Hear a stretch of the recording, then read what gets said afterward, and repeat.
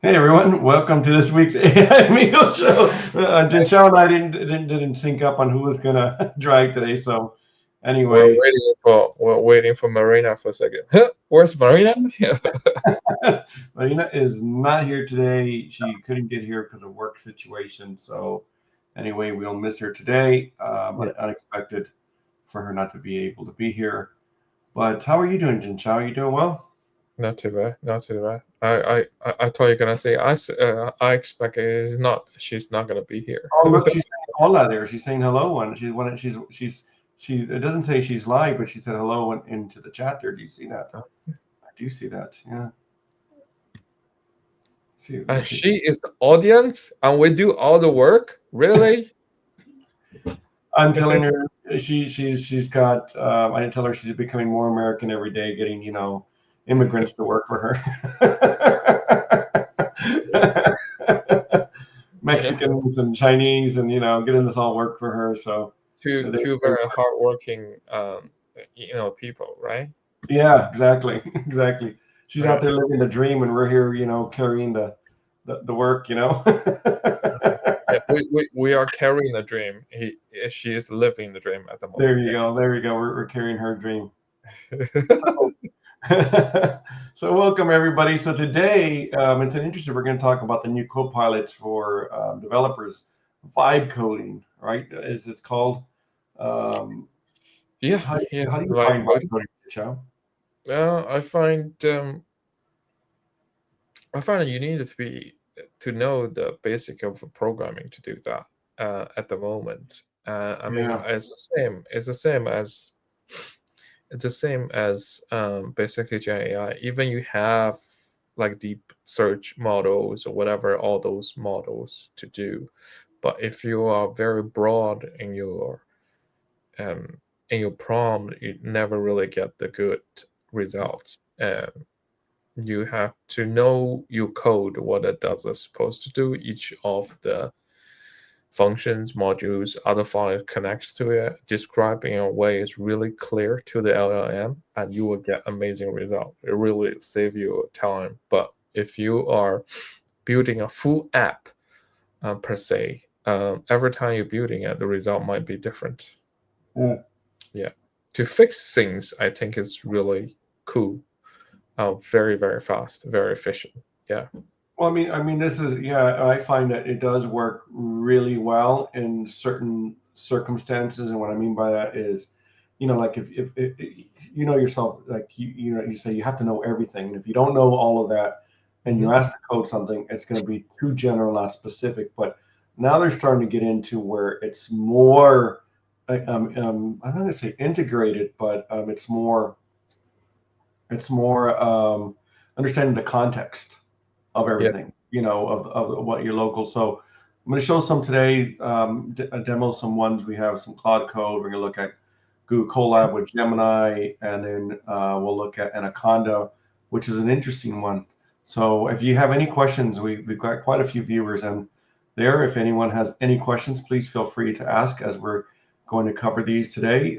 These obviously is not an exhaustive list. There's quite a bit. I know one that Jinsha you love using is cursor. Yeah. um, Yeah. that's like Because IDE, right? yeah, yeah, I used Cursor for quite a while now. I started with copy your code into um, ChatGPT and get the result out, and then later on I find there's a couple of different um, kind of plugin for Microsoft Code. Basically, you put it into your API, Yeah, which you can do and do that. I still use sometimes, because you can go into the openrouter.ai, and there are free models you can use, and like you can put your API in there. It's totally free. You can experience how to code and all that, vibe coding. But I do find that integration is not really good. The cursor, what what makes the huge difference is, I think I show you this as well, right? If you are a DevOps engineer, cloud engineer, or anything like that, and because the IDE itself, you can SSH to a server, or you can edit a file, open that file in your IDE, and you can edit straight away. So Mm. there's a lot of saving time on copying and paste code everywhere, because you can, using that terminal straight away, run it, and oh, the batch didn't work. Okay, let me try it again, or something like that. Yeah. Okay. Well, I'll be. I've not used Cursor. Maybe I like it as much as you do. But I do Visual Studio Code, and lately now, since they came out with Claude Code, I'm using it quite extensively. But you pointed out to me, Jin Chao, it is a paid version. It's not a free version. No. It's about 180 a year plus VAT, so it's about 220. So it's just about 20 euros a month, which is the same price point as everyone. I know that when initially earlier in the year January, I signed up for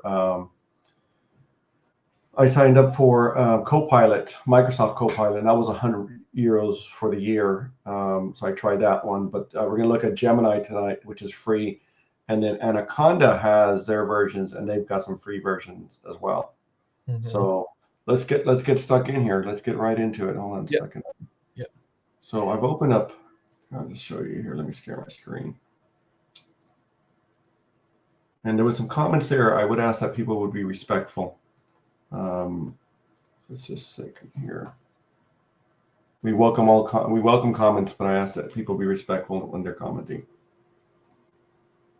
or we will remove you from AI Amigos. Okay.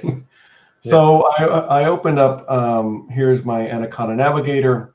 Now I've opened up my Jupyter Notebook. They also have here Anaconda AI Navigator, and I'll launch that now. And here it's actually free. You can download the model directly onto your computer, but it doesn't integrate. Well, I didn't see it integrate, or I didn't see how to integrate it with my Jupyter Notebook. So you see here, I've got some models. I downloaded that one there, but see here, I can download more models, and you can see here, it's just like Llama. You can download these locally. Mm-hmm. Which I downloaded the middle size one. I didn't download. And these are all text generation. I don't see any specific. They all say text generation. I don't see any for sense similarity. I don't see anything for coding. They all seem to be text generation. Maybe they're putting that all in the same. But this was an interesting one as I was looking through them, and then my own one that I downloaded here. So I can just click use model, and then what here I can chat with a model there, or I can go. Let me go back to my models. That's a chat. I can open it up with API server and then just run that on my local. And if I start that, I mean, can you I know that like a small model could be a bit slow sometimes. it can be, yeah, it can be. This one is local host 8080. There it is there. So let me hide that there. So I can talk to it here, but I mean, I didn't really mess with it that much, to be honest with you. I didn't see here, but this one was free. I downloaded it. I can use it, and there's no like limits, because like remember we were saying, like in Claude Code, after a period of time, if you use it too much, it will slow you down. But is this actually for coding, or just the kind of local LLM? I think it's just a local LLM. I didn't see where I could connect it. So Okay. I'm now open up a Jupyter Notebook here, and this is the Anaconda Assistant, which was quite good. All right. So I want to say I was messing with it a couple of days ago, saying, okay, I want to load NBA data set to analyze. Okay. Obviously, if you want to analyze something else, like if you have your own, I'm sure. So it'll run this here. It'll give me the code. Mm-hmm. Obviously, grabbing the code from GitHub there, as you can see. And then once I'm happy with it, it's going to allow me to then bring it into the Jupyter Notebook. So you export and run this in chat in your notebook. So I can just click that, and it just straight away does this for me here. So it's And then running. if you wanted to edit that, does it edit on this file straight away, or tell you where to edit, or what does it do? Well, let's try that. So here is my so here's the recommended packages. Say I want to do some exploratory data analysis. Let's see what it does here. Now, what would be interesting as well is that from what I saw here is it will just keep adding it down. So it doesn't really put it into here, if you will. It's going to add it. I'll show you here once I do it. And what would be interesting to see is you asking it questions like, fix this in my code, or, because that's the main thing, right? So if I click here, export this into my chat, you can see here.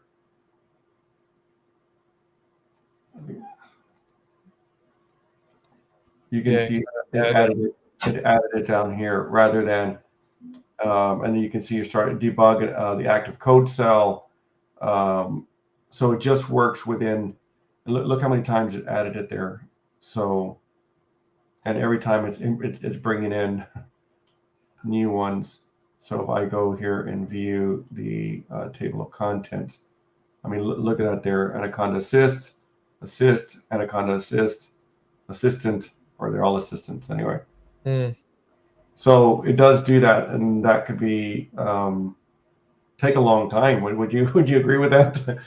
When you're running the code, you know what I mean? This could take a long time. And let's see here. So, oh yes, it's giving me error. It has these good use cases to create a script initially, and then you can manually change it later on, maybe.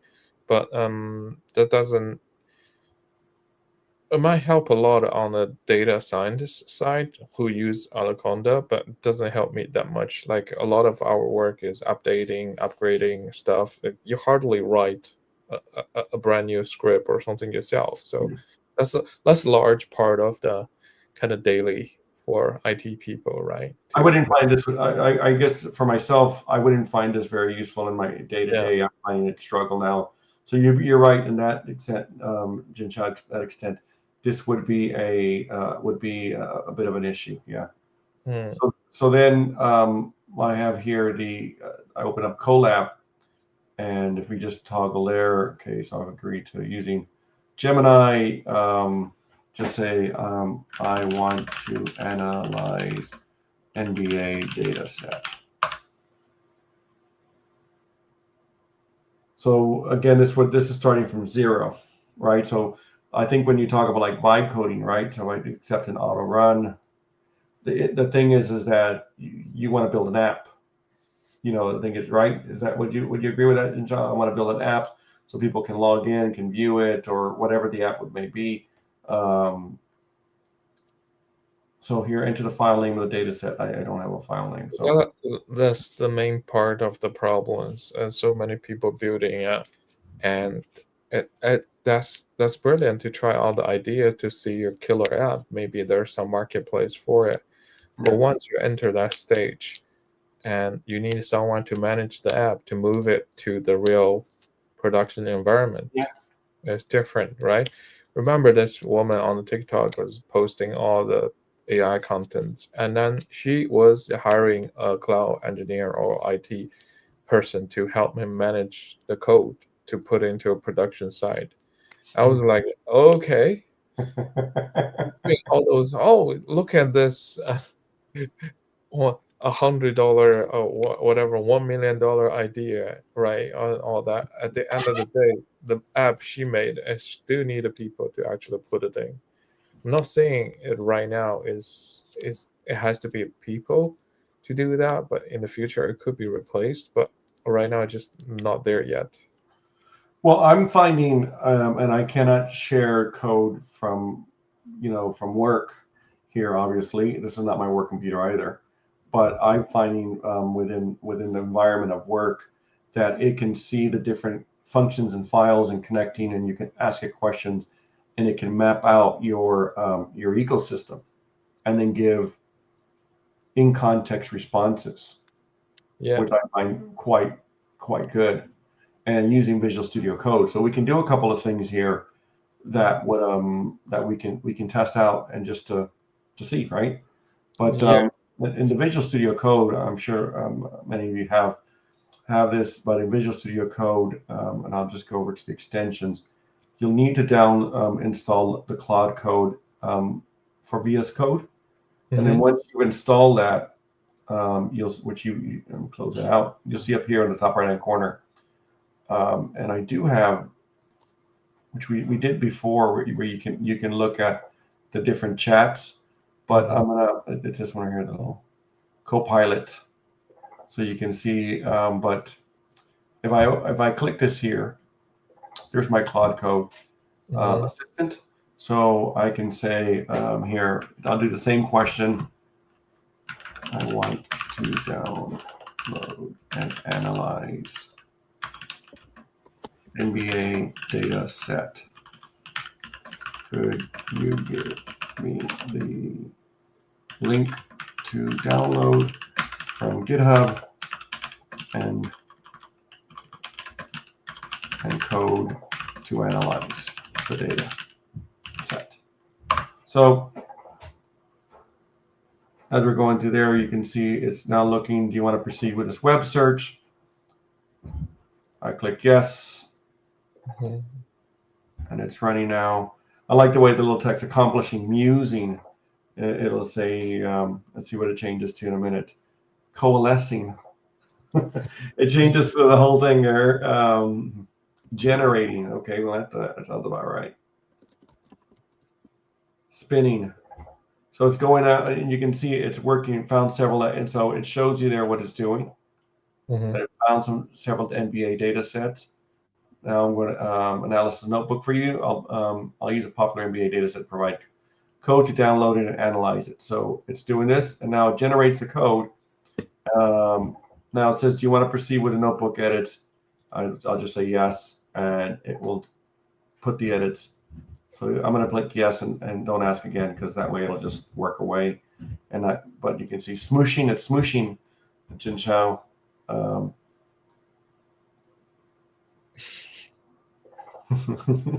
It's puzzling. It's puzzling now. Yeah. Channeling. Actualizing. There we go. So it's going and grabbing, and it's writing the code here, and I can then go and ask it to do specific things. And I can tell you that some of the ideas that it's given me would have not been ideas I would have thought of. And it's quite good in that. Yeah, that's the Gen AI while we're using it, right? It created something we never thought about it could be using, and yeah. I mean, others have thought about it, and it finds what others. I mean, we got to be careful in saying that it's not creating something brand new. It's not creating, a novel idea or a new path, but it will show you other ways that you probably would not have considered or did not consider. So here we go, and it's running, as you can see. It's still working away there. There we go. I think, yeah, it's finished. So it shows you here, GitHub ready links for NBA, what the notebook does, gives an explanation. So I can just click run all there. And let's see here. I should have all those installed. Yep, libraries imported. Analysis complete, but it says analysis. But what analysis? There's no analysis. And so you'll tell it there is no analysis. And can you update the code and see how fast it is? I know, like, when you created a hosting, it's slower, but I just wanted to see if you find some fault and then try to update it, how fast it's gonna be. I find it can be fast sometimes and not fast sometimes. But you can see here what I'm currently here. I've only got one folder, a file in the folder. If I had a bunch of files and folders in here, it will analyze what's in here. It's almost like a RAG system. Oh yeah. They do that. All the code stuff, they kind of index the whole thing first. But that can be changed. I find that very annoying, because once you if you on a pay as you go, sometime for privacy issues, I use my own API keys. In Cursor, you can do that. You don't need it to align on his provided models. You can put your own API keys. I like to limit my tokens, so I don't allow them to do that. Yeah. So, but like if you go on the cloud, that's the kind of part of benefits as well, right? If you don't use your own model, you don't need an API key just to put it in. So Well, I mean, it will. I mean, I say that, but in thinking about the way I've been using it, is that it doesn't. So here it says didn't save properly. I'll see what happened. It does do that as well. So I've got to reopen it here. Hold on. Content file viewer. Do you want to overwrite? Yes. Let's see here. Yeah, and I think like this is a part of the performance as well. Like if one day you have 8 hours working time, if you're waiting for this all the time, is that efficient enough? No. Okay, let me see what happened here. I'll put it on this side. Okay. So it depends on, sometimes the easy stuff, sometimes hard stuff. You're gonna choose maybe the hard stuff to do that, not the easy stuff. The easy stuff is taking that much time. It's just wasting time. It is, yeah. It is. And does that work? Would you see that the same way in in the coding that you're doing it in Cursor? Cursor definitely faster. I can choose different models. I don't want it to have thinking model on when I don't need it to. I see what you're saying. Yeah, yeah. Yeah, I have a section of models. I can use GPT, I can use XAI, I can use Claude, Sonnet 4.5 or Sonnet 4.5 with thinking on. I can use all different ones. Sometimes for simple task, Cursor itself has its own tasks. And then there's a system prompt for you as well as how you're using it. So there's a prompt of you put it into making sure every time you do it, a new project created a kind of like a task list and progressing list. So that's a way to save tokens as well. Every time you go back to the project, you read those two files first, where they are, and what the whole project is about, and what they use for the whole project. From there on, which step you are on, and then you progress, picking up, continue from there. Otherwise, every time you go back in, it has new ideas. That's why a lot of people in their GitHub, they finally get one version working, but they have 4 or 5 versions of the old code, orphan code left in the GitHub. So it's really hard to maintain when somebody like a developer look at it like, what's this piece code for? What's that piece code for? Yeah, what's this doing? It's doing nothing. Yeah, not really neat. So that's the thing. Yeah. Well, you can see here it's taking quite some time, so I can see what you're saying in regards to it's doing the thinking, and I just asked it to update the code, and obviously I made a mistake of I should have when I go to the example, it's not there now, so it's deleted. I don't know what it's doing now. The old book still exists. Let me completely replace it with a comprehensive analysis code. So it's doing it, but there we go.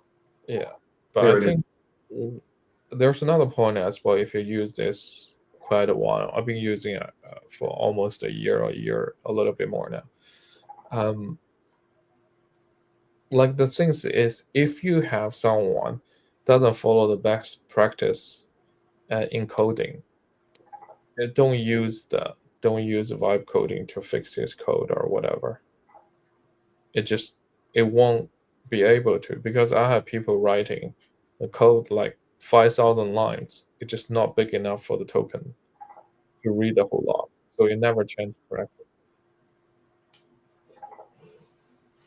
And it doesn't. What do you mean it doesn't change forever? Okay, for vibe coding, for the LLM to understand it, yeah, they have a context window. If your window is too big, if your code is too long, too spaghetti, it just won't read in the whole go. Even the using index, memory, cache, whatever it is, it's just not big enough. I see what you're saying. Yeah, and that's where you were talking about the tokens are just too much, right? Yeah, and then it just won't be able to fix it. That's just shit code. Even AM doesn't want it to touch it. That's true. Yeah, yeah. Well, I mean, it's interesting to ask it. I mean, like when you're doing the coding, you write your code to get it to work, and then you go and you refactor it, and then you document the code. And there's many times when I've done a code is asking it to refactor. And sometimes, because I've learned coding from other coders, right, and from literature, books, and things, that when something is being done and then it does something completely different, I'll go and ask people, like I'll ask you or ask someone else, go, is this an okay approach? Because it's just, I don't know, this if this is going to work properly. Do you know what I mean? I don't know. I mean, like it used to. In the previous job we did, our pipeline won't promote your code, won't run until your landing is 100%. They just validate your code automatically and see what's wrong, what's not wrong, and you change it until it's correct. There are exceptions you can put it in. Explain to your peer review guy says, and this is why I put this here, and ignore. You can let the landing not showing out the errors, and that's really really restricted the way those guys when I was doing that, but in making sure all the code are up to standard. Yeah. So They can bring the whole system down, right? no, it's very clean code, very clear. If it's too big, create a function, create a different file, calling different things, Yeah. read me very clearly. So yeah, I did learn quite a bit because other people are talking about your code as well. Which is important. Yeah, I mean, and yeah, to understand what's happening there. And I think that's where, as we're going back to the very beginning, as we're discussing the Jinchao, is that this tool works really well if you know the code. If you don't know how to code, you're just going to be going back and forth and back and forth, and it's not going to do what you want. And equally, I find that it'll give you the wrong answer again and again and again, but explain it in a different way, and it's still wrong. I think it depends on the model. I find it very interesting, right? I try to test because there's a video merged in China asking one of those latest model to do one. I think it expired from one of the videos. A guy's asking the ChatGPT to count from 1 to 100,000. So they did that experiment on the Chinese model. I would like everyone else to try it as well. I did try that to ChatGPT. ChatGPT refused to count it straight away more than 100. Is that 1, 2, 3, and then 220, and then tell me, you see how it goes, and then it's too long. We don't need to do that, and all Yeah. that. I keep asking it. It just keep telling me the same, and then I ask him, how do I know? You said the way you're counting is correctly, but how do I know? You didn't show me. He said, and then he said, fair point. So let me start from 100 to from 1 to 100, and then I said yes. He counted, and then he said, do I continue another 100 at 100 to 200? I said yes. I will continue 4 or 5 times. It will just continue counted to 7 or 800. That's okay. But there is a piece I ask him, how do I know you can count correctly? Because you only show 1 to 20. How do I Yeah. know? 21 and everything is all right. Yeah, Yeah. I have to convince him. But I tried in DeepSeek. And can you count from 1 to 100,000? Just 1, 2, 3, 4, 5, 6, continue on. And then to eventually it ran out the token. And then I click continue. It's still running. So that raises a question, like is that AI thinking for you is better, or is the AI follow your order is better? Like this apply to vibe coding as well. Like you giving orders, if the AI think there's a better way suggested to you, is it better, or follow what exactly you wanted to is better, right? Well, that's it. Yeah. But I mean, the thing is, you saw, as I think that the neat thing about these tools is that you can ask it questions in natural language, Mm-hmm. which is great to do that. But equally, like, sometimes there could be some issues around that in regards to, like, you don't really fully understand, or there's something going on, or equally as you're saying there, what if the AI does something or suggests something and it's completely and totally wrong? Yeah, because the Chinese model they tried, which have bizarre results. They never tell you the in between. It just hide it. It's just 1, 2, 3, and you see what's going on. Whatever the people are asking for, it's just not showing how it counted to 100,000. But it Wow. tell you he did. Okay, and that's the problem, right? Yeah, Because you make decisions based on that. I mean, yeah. I think that the person is quite big now in China. I think this is inspired from a person ask ChatGPT to count from 1 to 100,000, but it was a kind of joke, woman voice and man voice. Woman voice was basically saying, you're joking, right? All that, and it just doesn't count. And then it changed to a male voice. It just start counting 1, 2, 3, 4, 5, Oh 6. my God. And that was a joke on TikTok, but like people are doing tests in the models, they find out like some models, like this Chinese model, they raised it.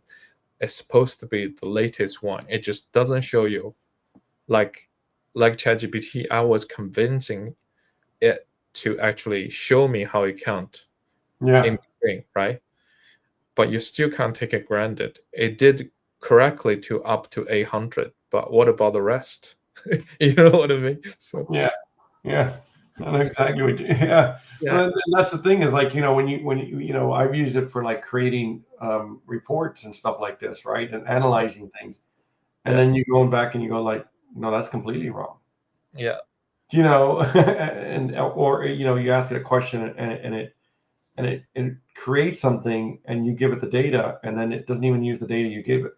It no, just and so you make it more verbose, but equally then it's still problematic. And I think at the end of the day, we have to be able to, or we should anyway, verify these things that are correct, and you have to yeah. understand the domain I and have think when you're using those models straight away from the console, it has quite a bit of those problems. But if somebody tuned it and then transfer specific for some kind of tools, it's slightly better. We see less of that kind of things Mm, happening, especially from kind of like you create a report or something. We've been using like uh, Firebase or whatever from Google or from all those places. They seem a bit more accurate, but those kind of things happen. I feel like more when you're using the console with that kind of thing. well, I mean, it is getting better, and I think our expectations are getting higher, which is great because, Yeah, even a year ago, 2 years ago, this would what we're at, where we're at today, would yeah, be unimaginable, and it's just an exponential growth. And I'm really excited to see what new, co-pilots are going to be available for us to use yeah. uh, in the data science and in the software development sphere, and the That's cloud, and the cloud. yeah. That's why next week I'll go start learning electrical now. I'll be like electrician. They need a lot of electricians, Shao. Woohoo. Well, we've come to the end of our show. Want to say that before we sign off, that we are sponsored by Tequila AI. Mm-hmm. And if anyone needs any kind of AI work, definitely speak to Tequila AI. So with that, next week we have a guest, I believe, right? Now it's not. Yeah, we're talking about the AI education. So, Okay. it's a guest we had on before, which had from a startup is very interesting. So we have him again talking about education piece with AI. I look forward to that. All right, everyone. Next week we should all be back. Marina should be here and our guest. So we'll see you guys next week. Thanks, Chow. Great as always. See you guys. Thanks for joining.